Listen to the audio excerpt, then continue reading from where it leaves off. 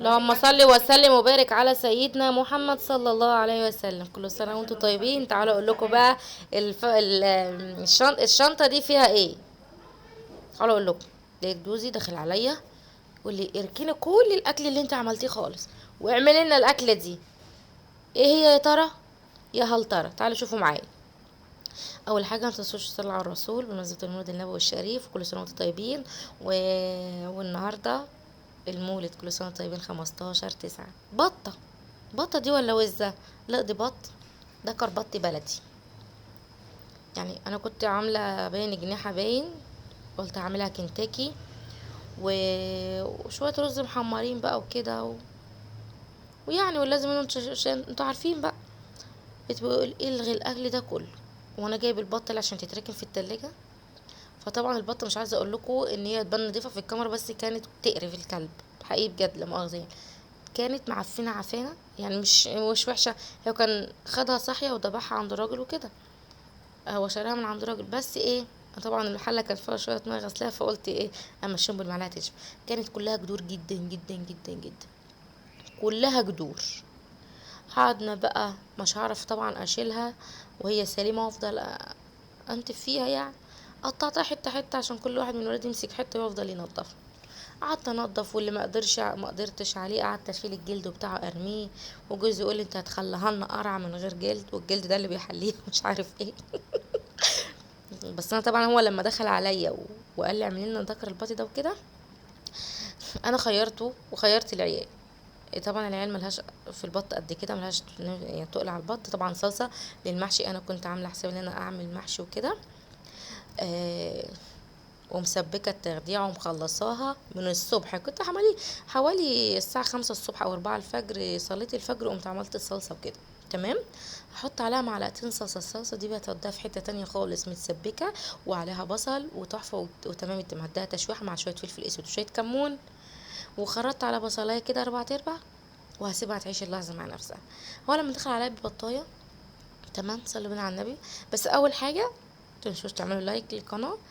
آه اعملوا لايك للفيديو واشتركوا في القناه واكتبوا لي كومنت حلو من قلبكم. ها عشان انا شايفاكم بتتفرجوا وبتحطوش لايك. يلا مش مشكله انا مسامحاكم. هزعل بس يلا مش مشكله. طبعا بعد ما خدت التشويحه كده انا حطيت لها ميه من الكتل عشان تقلب معايا على طول. الصلصه دي انا كنت هعمل معاها اصلا محشي فلفل وبتنجان وكرنب. بقالنا كتير جدا حوالي 5 6 شهور كده ما كلناش محشي كرنب. تمام. وعملته. تمام. والبطه استوت الحمد لله. ما خدتش وقت عشان هي كانت صغيره حوالي 2 كيلو ونص. ما خدتش وقت خالص معايا. ف هطلعها احمرها اهو ونحط الاكل. فقابلت العيال كلمته وقلت له عايزين تاكلوا بط او لا اما تاكلوا كنتاكي.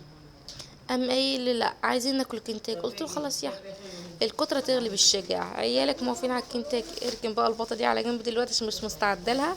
والله ولا فتحتها ولا شفتها عينتها بشنطتي. اما فتحتهاش الا في الفيديو وانا بصوره لكم قسما بالله. والله العظيم. وقعدت بقى على خير اهي. تمام. وكانت طعمها زي العسل متقولوش سكر. ماما بكلم ماما بقول لها ايه ده انا عملت شويه محشي عسل ومش عارف ايه وتحفه وعمالها امدح وايه مش عايزه اقول لكم. والله هو المحشي هو اللي كان طعمه حلو يا ماما ولا البطه هي اللي محليه المحشي؟ تقولي لا شوربه البطه هي اللي محليه المحشي. هي مش تكبر بغدر تقولي لا انت محشي الجميل وكده. لا لا لا ازاي. تقولي لا ده البطه هي اللي محليه المحشي. بس من غير اي حاجه كان المحشي الكرنب كان طعمه مسكر. الكرنب البلدي اليومين دول طعمه مسكر عسل. شايفين. انا حطيت طبعا البتنجان تحت والفلفل. لا ما عملتش فلفل عملت بتنجان وكرنب. بص بقول لكم ان هو مستوي اساسا تقريبا هو مستوي عامه. قلت اوريه لكم. طبعا عملته معاكم كتير فما حبيتش ان انا ايه اطول عليكم يعني واصوره لكم كده. تمام. هحط البتنجان طبعا في طبق وال انا نسيت. اللهم صل وسلم على من حضرة النبي. والكرنب في طبق اهو. والله جبت كرنبايه. بعت ابني جاب كرنبايه ب25 جنيه. يا دوبك عملت لنا الطبق اللي انتوا هتشوفوه ده في الاخر. ما تفكروش يعني عشان الطبق واسع وكده. جبت بقى بتنجان مخدت على بتنجان اسود وكده وكان كيلو بتنجان تقريبا. كيلو ونص. كان كيلو ونص عشان كان ب10 جنيه وانا ساعتها جبت كيلو ونص ب15. وقلت اعمل الليله كده وتقضي، وحبه محشي على قدنا صغنطاطين ومحندقين، وكان طعمهم عسل. سكر بتنجان عسل، بجد حقيقي. مع كمان البطه كانت محلياه، كان تحفه تحفه تحفه. طبعا نشوف الكرنبايه بتاعتنا ام 25 جنيه عملت لنا محشي قد ايه. حمرت طبعا البطه ورششت عليها شويه توابل، وشايفين الشوربه بتاعتها كلها تحس ان هي مزبده كده، تحس ان عليها سمنه. انا طبعا حطيته، لقيت الصينيه يعني صغيرة، والطبق ده اصلا كبير على المحشي، فانا هفضيه عامة في طبق تاني اهو. انا جبته اهو، قلت هفضيه. وده خلاص فضيت المحشي، وكان صينيتنا الحلوة الجميلة جدا بجد بجد. كانت تحفة تحفة تحفة. يعني البط بيخلي المحشي طعم تاني خالص، او عامة بيخلي لأي أكلة طعم. يلا بقى اشوفكم فيديو جديد، ومع السلامة، دمتم بخير.